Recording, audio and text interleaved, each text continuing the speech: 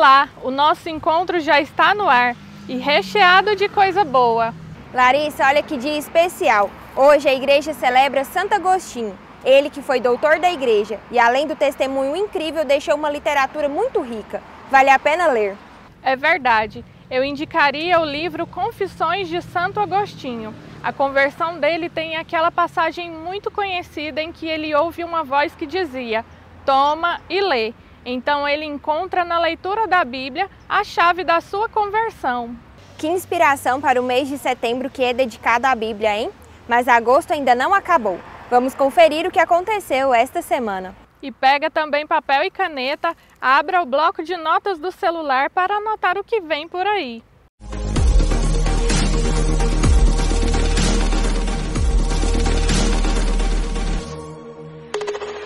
Na última semana, a Orquestra e Coro Sinfônico de Goiânia apresentaram concertos pelas igrejas. Os 3 concertos foram sobre os trechos principais do Oratório Messias.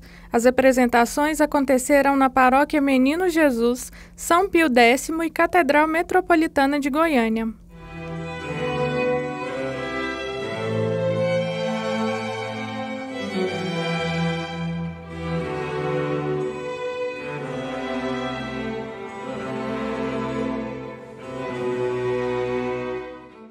Teve início na última terça-feira, 24, a semana de devoção ao Beato Carlo Acutis na paróquia Nossa Senhora Aparecida do Conjunto Primavera. O encerramento está previsto para hoje com o lançamento do livro Foi Carlo, Relatos Desconhecidos de um Milenial que se tornou santo.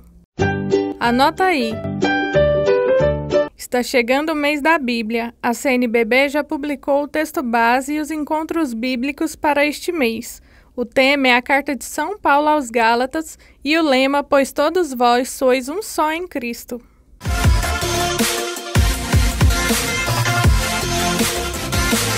Da vocação laical derivam todas as outras vocações. Na exortação apostólica Evangelho Gaudium, o Papa Francisco explica que a imensa maioria do povo de Deus é constituída por leigos. Mário Filho começou a tocar piano aos 3 anos de idade e serve na paróquia Rosa Mística desde os 9. Eu estou aqui no Ministério de Música há 26 anos.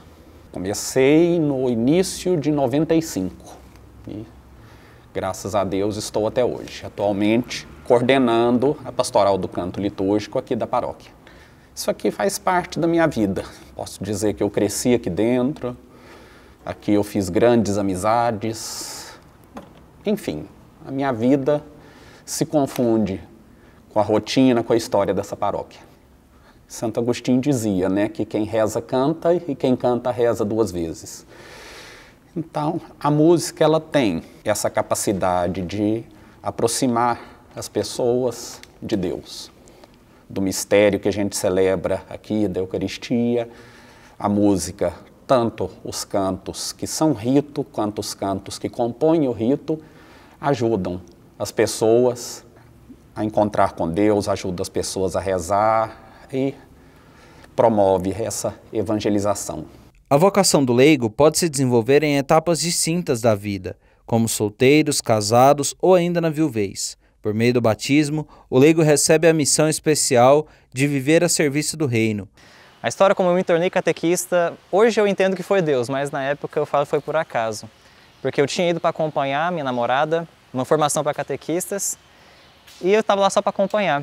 Até que a coordenação chegou e perguntou para mim: Rafael, você vai ser catequista? E eu meio que instintivamente disse: eu acho que eu vou. Mas eu entendo que naquela hora foi a mão de Deus que estava me chamando, e foi Deus que me chamou para ser catequista. Eu sou catequista primeiro porque nós temos que compreender a nossa fé. Nós temos que compreender aquilo que nós amamos. Compreender a respeito da Trindade, a respeito de Deus, a respeito da igreja. E eu creio que a catequese é a forma de, a longo prazo, trazermos mais almas para a igreja, seja jovens, seja crianças, seja adultos, porque a palavra de Deus diz em Oséias: eis que meu povo se perde por falta de conhecimento. Muitas pessoas se afastam de Deus, se afastam da igreja porque não a conhecem. Então o papel do catequista é ensinar e mostrar a paixão e todo este amor que a igreja tem.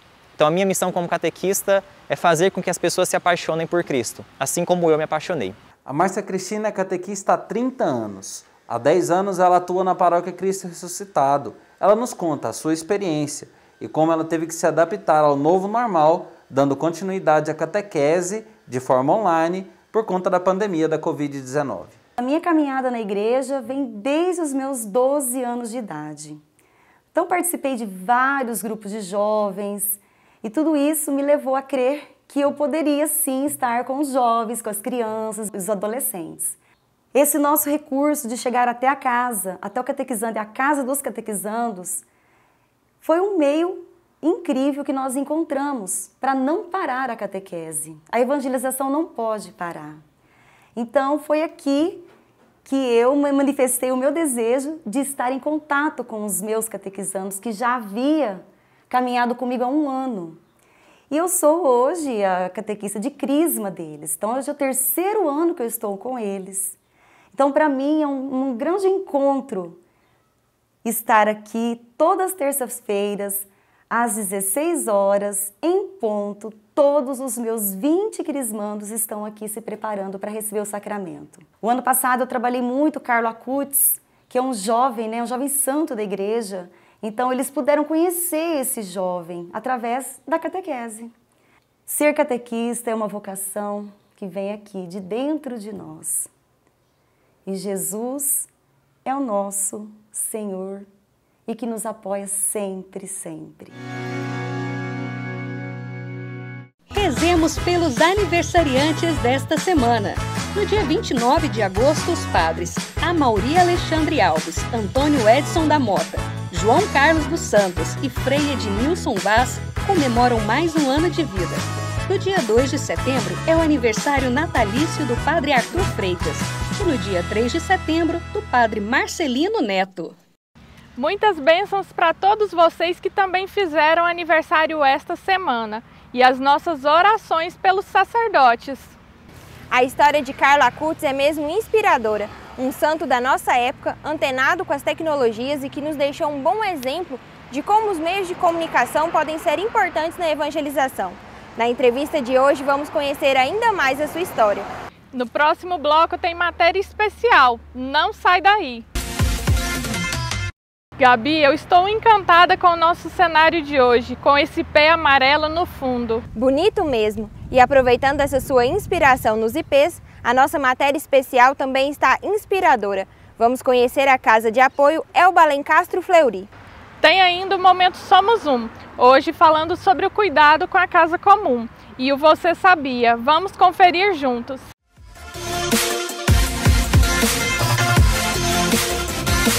A Casa de Apoio Elba Alencastro Curado Fleury é uma obra social que é mantida pela Paróquia Sagrados Estigmas e Santo Expedito. A Márcia Moura, que é a coordenadora da casa, nos explica em que consiste esta bela obra. Consiste em assistir pacientes e acompanhantes que vêm de todo o território nacional em busca de tratamento de saúde. Essas famílias não possuem condições financeiras para arcar com a estadia delas aqui na instituição ou na cidade. Aí nós oferecemos hospedagem, alimentação e transporte. Ela foi instituída em 2008, em meio à necessidade de ver o sofrimento dessas pessoas nas portas de hospitais. E sensível a essa situação, a paróquia, juntamente com a comunidade, criou a instituição. Caroline Lima Soares é da cidade de Formosa, mãe de uma bebê que está na UTI desde janeiro de 2021. Ela fala do apoio que a casa tem dado para ela neste momento tão difícil. Essa casa aqui, ela tem nos apoiado desde os momentos que nós chegou, né? Quanto da vida pessoal, ajuda e tudo mais. Veio eu, a minha bebê, ela está na UTI, então ajuda quanto a mim com ela, nós sempre estivemos, né? Ajuda psicológica, de tudo, de qualquer maneira, eles têm ajuda, que é como se fosse uma família. Nós todos somos um ajudando o outro. A Juliana Fernandes está acompanhando o marido que está fazendo tratamento. Ela fala como ficou sabendo da casa e como ela foi acolhida nesta obra. Eu fui muito bem acolhida pela diretora, sou bem tratada aqui. Aqui tem tudo que eu preciso, temos suporte, as pessoas são muito carinhosas com a gente. Então, achei maravilhoso e é um dinheiro que a gente não está gastando, tem alimentação.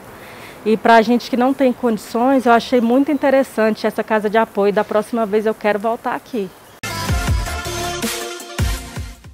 O projeto Somos Um de hoje vai falar sobre o cuidado com o meio ambiente. e nós vamos conversar com o Padre Adnilson Gomes sobre o movimento Lixo Zero. Padre, como que o senhor ficou sabendo dessa ação e como que o senhor se dispôs a ajudar essa ação? Na paróquia São João Batista, onde eu estou trabalhando, temos lá um rapaz, o Matias, que já desenvolve um projeto ecológico de reutilização dos materiais que seriam descartáveis no meio ambiente, descartados, melhor dizendo. Ele ficou sabendo deste movimento, o movimento Lixo Zero Goiás, e me convidou para que pudesse ajudá-lo. Então, desde o dia 14 desse mês de agosto até o dia 18, todos os sábados, lá na Praça Universitária, serão recolhidos os objetos que comumente descartamos no meio ambiente, mas que podem ser renovados. No caso do Matias, ele reaproveita, né, com um certo dom que ele tem de criatividade para fazer objetos decorativos. O Papa Francisco fez uma encíclica chamada Laudato Si, sobre o cuidado com o meio ambiente. Eu queria que o senhor falasse sobre a importância desses projetos nessa conscientização, nesse cuidado com o meio ambiente. Exato. No ano de 2015, o nosso Papa Francisco lançou, não só para nós igreja, mas para toda a humanidade, um diferencial desta encíclica, o nosso cuidado com o meio ambiente. Eu destacaria 2 pontos importantes que o Papa faz. No número 22, ele diz que com a industrialização, muitas coisas boas, hoje nós podemos lucrar com isso, lucrar no sentido não só financeiramente, mas também humanitário. Mas infelizmente com a industrialização surgiu também os dejetos que a natureza por si só não consegue decompô-los, porque são muito industrializados.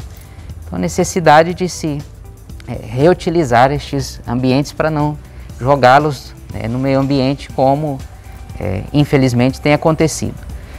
E no número 217, que é bonito, o Papa cita uma homilia do Papa Bento quando ele foi tomar posse, no dia 24 de abril de 2005.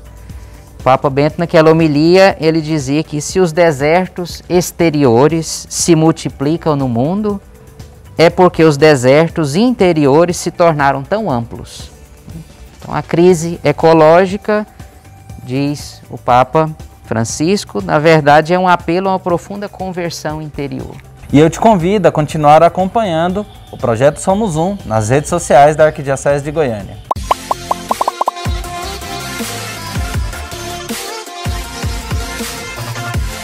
Você sabia que São Sebastião não morreu vítima dessas flechas?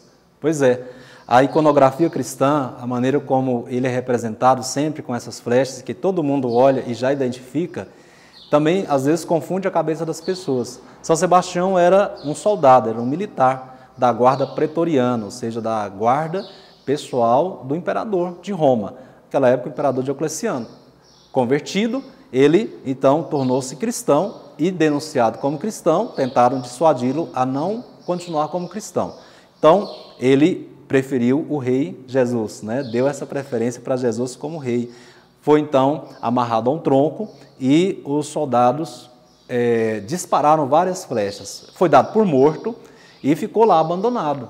Depois, a esposa de um mártir, a viúva de um mártir, que nós conhecemos assim com o nome de Irene, ela foi lá, junto com outros cristãos, socorreu, e São Sebastião não estava morto, ele recuperou e foi depois, pessoalmente, até o imperador, continuou a denunciar os crimes do imperador Diocleciano, ele então mandou prendê-lo e ele foi ali, então, definitivamente martirizado. Por isso nós dizemos que São Sebastião tem um duplo martírio, né? Nas músicas de São Sebastião geralmente tem isso, duplo martírio. Sofreu o martírio, aqui que foi todo esse sofrimento dele, e depois o martírio, a coroa do martírio definitivo, quando ele honrou o nome de Jesus, derramando seu sangue por ele.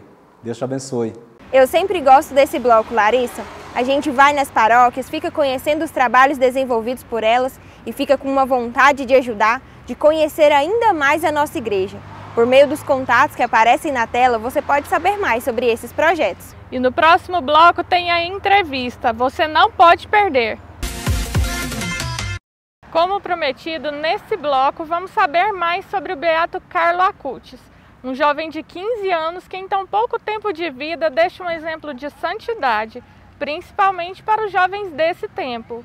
E ainda vamos tomar aquele cafezinho com a Fernanda.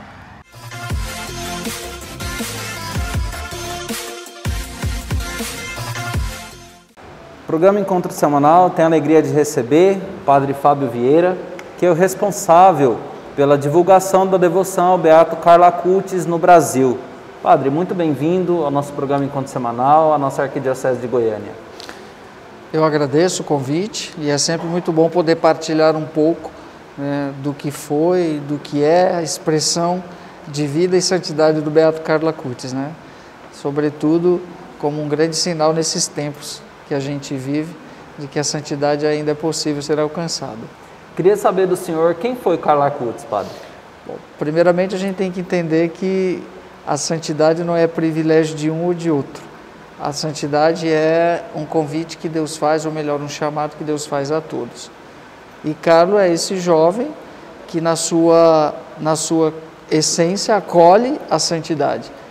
Carlo é de uma família italiana, né, nasceu em Londres, né, mas por conta do trabalho do pai que estava lá naquele ano, logo recém-casados, Carlo nasce em Londres, mas é na Itália, logo em seguida, ainda bebê, com quase 2 anos, volta para a Itália e vai viver ali na cidade de Milão. E cresce numa família que é católica, logicamente, mas não que nós entendemos um católico praticante como nós entendemos no Brasil, né? Mas é Carlo que vai despertar na família a busca e o reencontro com a própria igreja. A partir da sua primeira comunhão, que torna-se o marco referencial aí da vida do Carlo, é a partir do momento que ele descobre na Eucaristia o centro da sua vida. E as pessoas sempre perguntam, né? Carlo era um jovem normal. Sim, lógico, para ser santo tem que ser normal, né? Então, mas ele acolhe esse extraordinário na sua vida sem deixar de ser o que ele era. Jovem, criança, sem deixar de fazer aquilo que é próprio do ser humano, mas potencializando tudo aquilo que o ser humano pode colocar à disposição do reino. Padre, Carlo Acutis faleceu com 15 anos, ainda muito jovem, né? Mas eu queria saber do senhor, qual o maior ensinamento que ele deixa, sobretudo para os jovens? Carlo, aos 7 anos, disse: o meu projeto de vida é estar sempre com Jesus. Então, o que falta para a nossa juventude é projeto de vida, saber o que querem da própria vida, né? Ter foco para onde se caminha, o que quer da própria vida. Então, nós vemos aí uma criança e um adolescente que sabe o que quer o céu, sem deixar de viver a beleza da própria vida que o cerca, né? Então, o que eu diria para a nossa juventude? Busquem ter o seu projeto de vida e incluam no seu projeto de vida Deus. Né? Isso não quer dizer que você tem que se anular naquilo que você é. Não, pelo contrário. Tudo aquilo que você for fazer, se o meu foco, a minha referência estiver em Deus, com certeza as outras coisas ganharão mais sentido. E Carlo fez isso com muita simplicidade, né? Teve um projeto de vida. Então eu diria para a juventude também: tenha um projeto de vida, saiba o que queiram. Padre, uma das características fortes da vida do beato Carlo Acutis foi a devoção à Eucaristia. Eu queria que o senhor falasse da importância dessa devoção para nós católicos e também, sobretudo, para a juventude. A Eucaristia é o centro da nossa vida, né? Se você me perguntar o que Carlo fez de tão extraordinário para ser santo, eu diria o seguinte: foi católico de verdade. E dentro da catolicidade, o que é mais importante para nós? É o que celebramos e o que vivemos. E isso nós encontramos essencialmente no mistério eucarístico.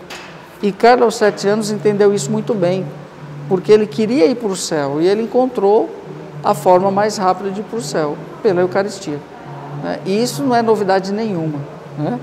Mas Carlo tornou isso público de uma forma muito forte, com a própria vida, né? A Eucaristia de hoje em diante nunca mais eu vou faltar à missa. Por quê? Porque é a forma mais rápida de ir para o céu, né? O que mudou no ministério do senhor, padre, depois dessa responsabilidade, depois dessa convivência lá com a família do beato Carlo Acutis? Mudou tudo. Eu até fui provocado a escrever um livro. E a gente lançou esse livro semana passada. O livro chama-se Foi Carlo, onde eu relato um pouquinho tudo que aconteceu na minha vida depois de 2020. jamais esperava, morar com a família, estar lá. E hoje eu vejo que eu estou podendo contribuir, mesmo sendo pároco, tendo as responsabilidades na diocese, de uma paróquia, estou podendo sair pelo Brasil ao encontro daqueles que se encantaram e que de alguma forma a vida do Carlos, seu testemunho, ecoou nos corações. Muito obrigado pelo senhor ter disponibilizado um pouco do tempo do senhor aqui na nossa arquidiocese para atender a nós, para atender ao programa Encontro Semanal. Eu que agradeço de coração e que o nosso Beato Carlos interceda por todos vocês. Amém. Amém. E você que quer ver essa e outras entrevistas, não perca o programa Encontro Semanal e também acompanhe as redes sociais da Arquidiocese de Goiânia. Olá, seja bem-vindo ao Café com Fé. Um momento para você ficar por dentro das notícias da Igreja, no mundo, no Brasil e aqui, em nossa Arquidiocese de Goiânia. A Paróquia Nossa Senhora Aparecida do Conjunto Primavera, em Goiânia, e a Quase Paróquia Imaculado Coração de Maria, em Goianira, estão promovendo a Semana de Devoção ao Beato Carlo Acutis. O evento, realizado em âmbito arquidiocesano, de forma virtual e também presencial, começou ontem, no dia 24, e encerra no próximo sábado, 28 de agosto, seguindo todos os protocolos sanitários devido à pandemia da Covid-19. Mais informações você encontra em nosso site. Agora um convite para os jovens, que têm entre 12 e 15 anos de idade. Nesse domingo 29 de agosto, das 8 às 16, acontecerá a Escola Apostólica. O encontro é promovido pela Pastoral Vocacional da Arquidiocese de Goiânia. As inscrições são limitadas e devem ser feitas pelo direct do Instagram, @vocacionalgim. A hipocrisia foi o tema da audiência geral desta quarta-feira, 25 de agosto, dando continuidade ao ciclo de catequese sobre a Carta de São Paulo aos Gálatas. O Papa Francisco convidou os cristãos a se inspirarem em Paulo, homem reto, que não tem medo da verdade. O pontífice ainda afirmou que a hipocrisia pode colocar em perigo a unidade na Igreja. Fratelli e sorelle, pensiamo oggi su questo che Paolo condanna, l'ipocrisia, e che Gesù condanna l'ipocrisia. E non abbiamo paura di essere veritieri, di dire la verità, di sentire la verità, di conformarci con la verità, così potremo amare. Un ipocrita non sa amare.